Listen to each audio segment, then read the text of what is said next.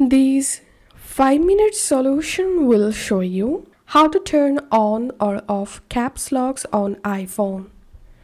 So if you're in your iPhone keyboard and you want to enable or turn on caps lock, to do that, first of all, go to your iPhone settings, tap on General, tap on Keyboard, and here toggle on Enable Caps Locks, and it's mean your caps lock turn on. Now all you have to need is just open your keyboard, and now to turn on your caps lock, double tap on this icon. Your caps lock is on.